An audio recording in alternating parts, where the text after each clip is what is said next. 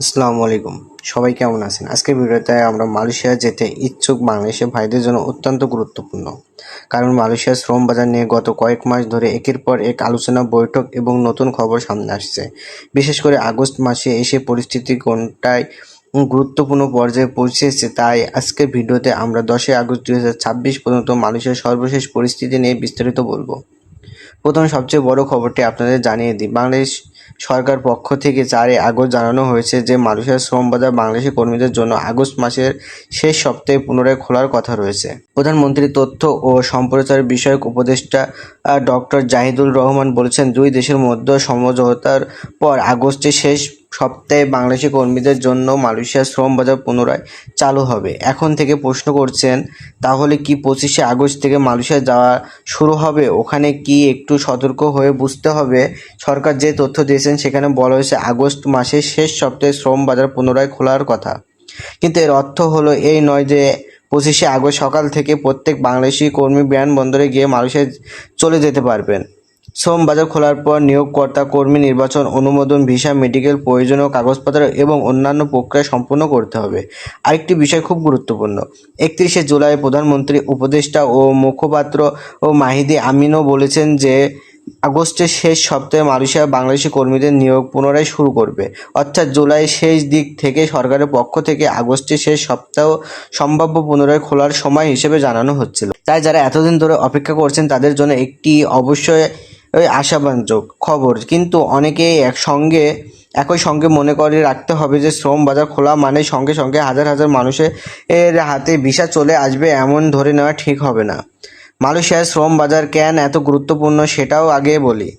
মালয়েশিয়ায় বাংলাদেশের জন্য দীর্ঘদিন ধরে একটি গুরুত্বপূর্ণ শ্রম বাজার। নির্মাণ, উৎপাদন, সেবা এবং বিভিন্ন ধরনের শ্রম নির্ভর করে বাংলাদেশি কর্মীরা যেখানে কাজ করতে আসছেন। কিন্তু 2024 সালে মাঝামাঝি সময় থেকে বাংলাদেশি কর্মী নেওয়ার ক্ষেত্রে বড় ধরনের সমস্যা তৈরি হয়। এর পেছনে ছিল নিয়োগ ব্যবস্থায় অনিয়ম, অতিরিক্ত অধিবাসন খরচ, প্রতারণা এবং কর্মীদের শোষণের অভিযোগ। মালয়েশিয়া ও সমস্যাগুলো নিয়ন্ত্রিত করার জন্য নির্ভর ব্যবস্থা পরিবর্তন করতে চাই। এবারে নতুন প্রক্রিয়া আগের মতো অসস্তভাবে কর্মী পাঠানোর সুযোগ কমানোর উপর গুরুত্ব দেওয়া হচ্ছে।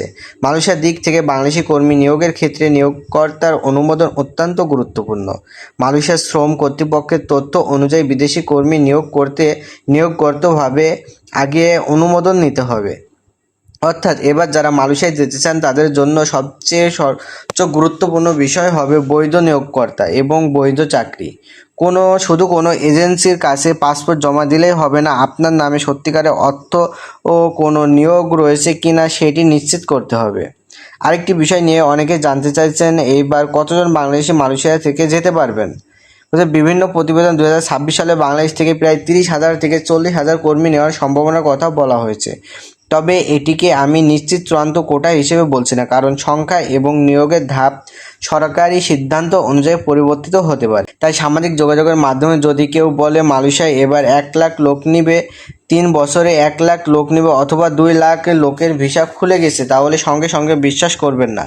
সরকারি ঘোষণা বা নির্ভরযোগ্য সংবাদ সূত্রের সংখ্যাটি মিলিয়ে দেখবেন। এখন আসি কলিং ভিসার বিষয়টি। মালয়েশিয়া কলিং ভিসা নিয়ে বাংলাদেশে প্রচুর আলোচনা হচ্ছে। অনেক এজেন্সি বা দালাল ইতিমধ্যে মানুষকে বিভিন্ন ধরনের প্রস্তাব দিচ্ছে। কেউ বলছে ভিসা খুলে গেছে, কেউ বলছে টাকা দিলে নাম পাঠিয়ে দেব, আবার কেউ বলছে নির্দিষ্ট দিনে ফ্লাইট হবে। এখানে আমার অনুরোধ থাকবে, আপনারা কোনো কথার উপর ভিত্তি করে বড় অঙ্কের টাকা দেবেন না, কারণ শ্রম বাজার পুনরায় খোলার ঘোষণা এবং আপনার ব্যক্তিগত কাজের ভিসা হাতে পাওয়া পর্যন্ত দুটি সম্পর্ক আলাদা বিষয়। সরকারে বলেছেন শ্রম বাজার আগস্টের শেষ সপ্তাহে পুনরায় খোলার কথা, এরপর নিয়োগের বাস্তব প্রক্রিয়া শুরু হবে। তাই ভিসা পাওয়ার আগে টাকা দেওয়ার ক্ষেত্রে বিশেষ সতর্ক প্রয়োজন। তো আপনার নামে চাকরি, নিয়োগকর্তা এবং অনুমোদনের কাগজপত্র যাচাই করুন।